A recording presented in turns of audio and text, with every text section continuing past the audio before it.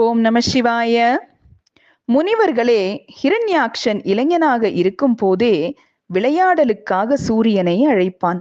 அவன் காடுகளில் உள்ள சிங்கங்களையும் மத யானைகளையும் பிடித்து அவற்றின் மீது ஏறி சவாரி செய்வானே தவிர சாதாரண குதிரைகள் மீது ஏறி சவாரி செய்வதில்லை. சண்டை செய்ய விரும்பினால் சிங்கம் முதலிய துஷ்ட மிருகங்களுடன் சண்டை செய்வான். இத்தகைய பல பராக்கிரமசாலியாக ஹிரண்யாக்ஷன் இருந்ததால் அவன் தேவர்களை துன்புறுத்த வேண்டும் என்று நினைத்தான். சாமானிய அரக்கர்களைப் போல அடிப்பதும் பிடிப்பதும் வேதியர்களையும் யாகங்களையும் அழிப்பதும் சரியல்ல என்று எண்ணி உலகத்தையே ஒரு பாயை போல சுருட்டி நாயானது மாவு மூட்டையை வாயில் கவ்விக்கொண்டு அனாயாசமாக ஓடுவது போல இரண்யாக்ஷன் பூமியையே சுருட்டி வாயில் கவ்விக்கொண்டு ஜலத்தினுள் மூழ்கியிருந்தான். அதனால் பிரம்மதேவர் மிகவும் வருத்தம் அடைந்து விஷ்ணுமூர்த்தியை துதித்தார். விஷ்ணு அவருடைய நாசியிலிருந்து வராக உருவத்தோடு அவதரித்து விரைவில் விருத்தியடைந்து அங்கிருந்து உலகத்தை மீட்கச் சென்றார். உலகம் முழுவதும் நீர்மயமாக இருப்பதைக் கண்டு அதில் பிரவேசிக்க நினைத்தார். அப்போது நாரத முனிவர் சந்தியாவந்தனம் செய்து கொண்டிருப்பதை பார்த்தார். அவர் அங்கு வந்த வராக மூர்த்தியை பார்த்து நமஸ்கரித்து, நான் சந்தியாவந்தனம் செய்ய உத்தரவு அளிக்க வேண்டும் என்றார். வராகமூர்த்தி அவரை பார்த்து, நாரதரே, நான் ஹிரண்யாக்ஷனை கண்டு அவனுடன் சண்டை செய்து அவனை சங்கரிக்கும் வரையில் இந்த ஜலத்தை உலர்த்துவிக்க வேண்டும். இது உம்மாலேயே செய்யத்தக்கது என்றார்.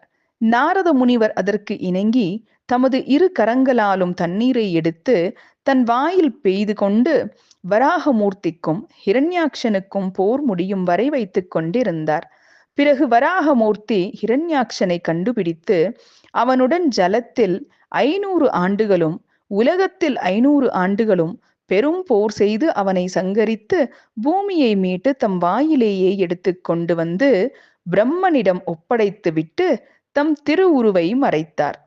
விஷ்ணுமூர்த்தியால் ஹிரண்யாக்ஷன் இறந்தான் என்ற செய்தியை அறிந்த ஹிரண்யகசிபன் தன் தம்பியை கொன்ற விஷ்ணுவை சங்கரித்து தன் துக்கத்தை ஒழிக்க கருதினான். எனவே அவன் பிரம்மதேவனை குறித்து 10,000 ஆண்டுகள் கடுந்தவம் செய்தான். அதனால் அவன் மீது மரங்கள் முளைத்து நாற்புறங்களிலும் கிளைத்து பெருவனமாயிற்று.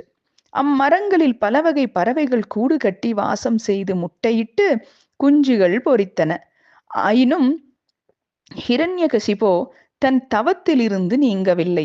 அவனது தவாக்னி லோகத்தையே அடைந்து கொளுத்தியது, தேவலோகத்தையும் அடைந்து கொளுத்தியது. தேவர்கள் அந்த அனலை தாங்க முடியாமல் பிரம்மதேவனிடம் சென்று, ஹிரண்யாட்சன் உம்மை குறித்து கடுந்தவம் செய்கிறான், நீங்கள் சும்மா இருப்பது சரியல்ல, அவனது தவ ஜுவாலையால் நாங்கள் அழிவுற நேரிடும் என்று சொல்லி முறையிட்டார்கள். அதனால் பிரம்மதேவர் ஹிரண்யனுக்கு வரம் கொடுக்க நினைத்து அவன் முன்பு தோன்றி, உனக்கு வேண்டிய வரம் என்ன என்று கேட்டார். அதற்கு ஹிரண்யகசிபன், சிருஷ்டிகர்த்தாவே, உமது படைப்பான இந்த உலகத்தில் எவன் ஒருவனும் எத்தகைய ஆயுதத்தாலோ இரவிலோ பகலிலோ என்னை கொல்லக்கூடாது, இத்தகைய வரமே எனக்கு வேண்டும் என்றான். பிரம்மதேவர் அவ்வாறே வரம் கொடுத்துவிட்டு தம் உலகத்தை அடைந்தார். ஹிரண்யகசிபன் சோனிதபுரியை அடைந்து சகல தைத்தியர்களையும் திரட்டி, அசுரர்களே, நீங்கள் அனைவரும் எம் கட்டளைக்கு அடங்கி இருக்க வேண்டும்.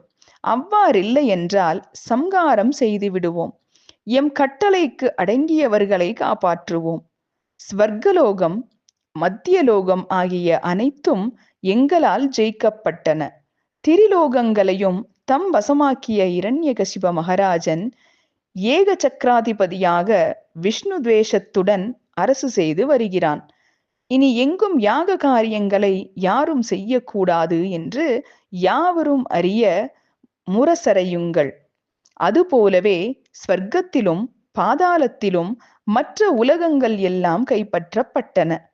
போர் புரிய விரும்புவோர் போர் செய்ய வரலாம்.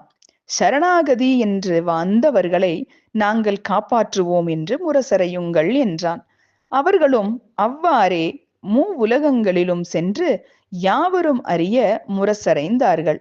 இவ்வாறு ஹிரண்யகசிபன் எவரும் எதிரின்றி ஆட்சி புரிந்து வந்தான். ஓம் நம சிவாய.